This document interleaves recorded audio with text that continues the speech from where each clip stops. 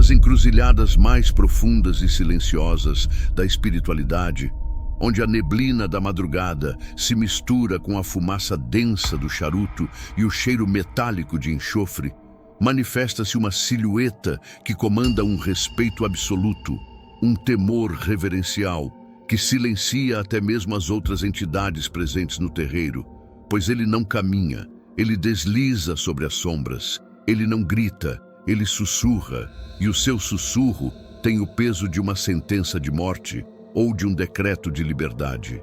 Veste-se com a elegância impecável de um conde europeu do século XIX, ostentando cartola alta, terno de corte fino, anéis de pedras escuras que brilham com luz própria e um porte aristocrático que denota séculos de poder acumulado.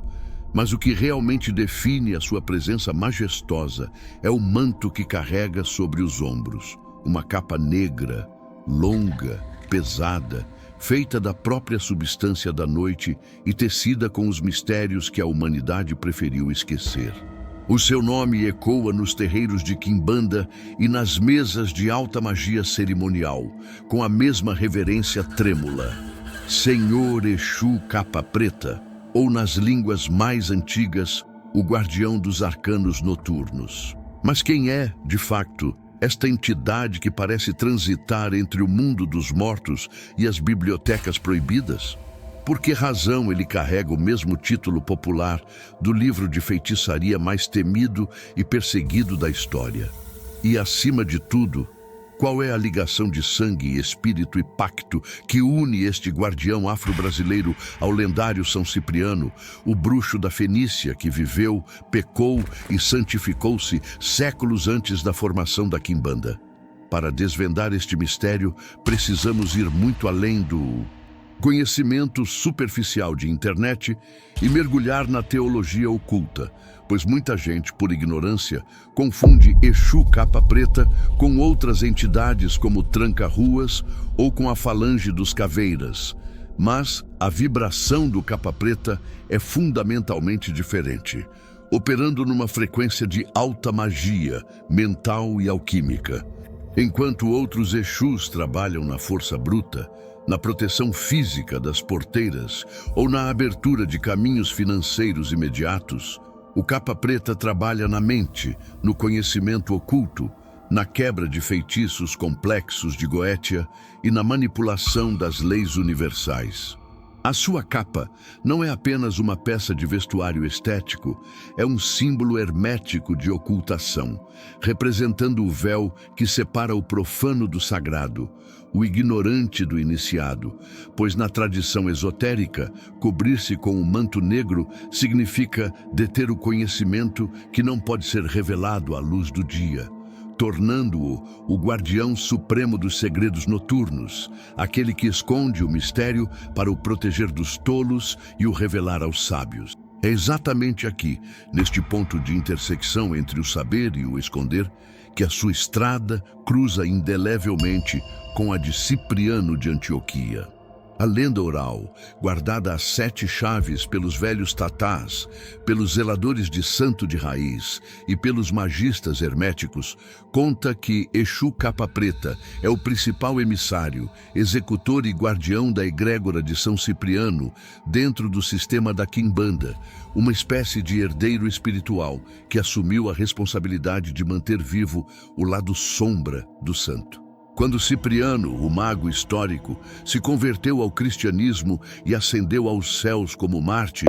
ele deixou para trás um legado físico de conhecimento negro, os grimórios, as invocações de tempestade, os pactos, as amarrações e os estudos demonológicos, um peso energético que não podia simplesmente desaparecer do mundo sem causar desequilíbrio. Esse conhecimento precisava de um guardião, de uma inteligência que operasse nas sombras onde a luz da igreja não chegava e onde a moralidade humana é flexível. Disse que a falange do Exu Capa Preta, composta por espíritos de antigos magos, alquimistas, padres renegados e feiticeiros cultos, assumiu essa responsabilidade colossal, tornando-se o bibliotecário do inferno, o detentor das chaves que abrem e fecham os segredos descritos no livro da capa preta. Não é coincidência, portanto, que nas imagens clássicas e nos pontos riscados, Exu capa preta seja quase sempre retratado segurando um livro grosso ou um pergaminho antigo. E esse livro não é a Bíblia nem um código civil. É o Manual de Operações da Magia Universal, o próprio Grimório de Cipriano em sua forma etérica. A ligação é tão profunda e simbiótica que em muitas casas de fundamento antigo, quando se vai fazer um trabalho pesado usando as orações de Cipriano, como a famosa Cruz de Caravaca, as invocações das 13 almas benditas ou os rituais de quebra de demanda mortal, não se chama o Santo Católico, pois a sua vibração é de luz e perdão. Chama-se o Exu capa preta, pois ele é o braço armado do mago fenício, a força executora que desce a matéria densa para garantir que o ritual descrito no papel se torne realidade na carne. Pode-se dizer que Cipriano é o arquiteto que desenhou a planta do edifício mágico, mas é capa preta o engenheiro que suja as mãos de terra e sangue para o construir, vigiando quem entra e quem sai do círculo de proteção, garantindo que as hierarquias infernais obedeçam ao mago como obedeciam a Cipriano.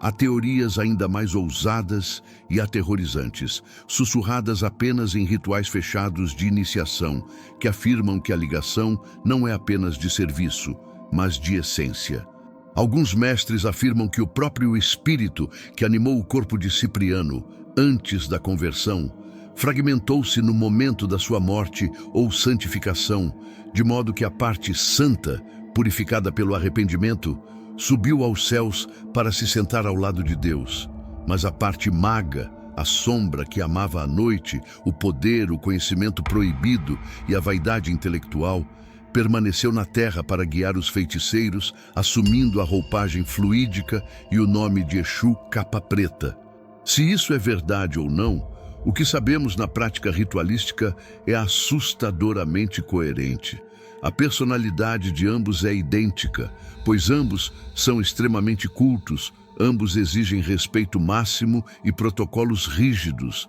ambos falam latim e conhecem os astros, ambos não toleram brincadeiras ou desrespeito e, o mais importante, ambos operam na linha tênue e perigosa entre o bem e o mal, usando as trevas para combater as trevas, conhecendo o veneno para criar o antídoto.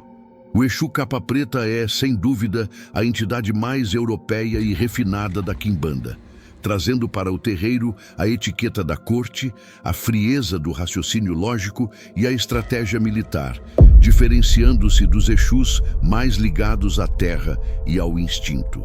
Ele não roda, não dá gargalhadas histéricas e não perde a compostura. Ele para, observa com olhos que parecem ver a alma, fuma o seu charuto com calma e sentencia o destino com poucas palavras.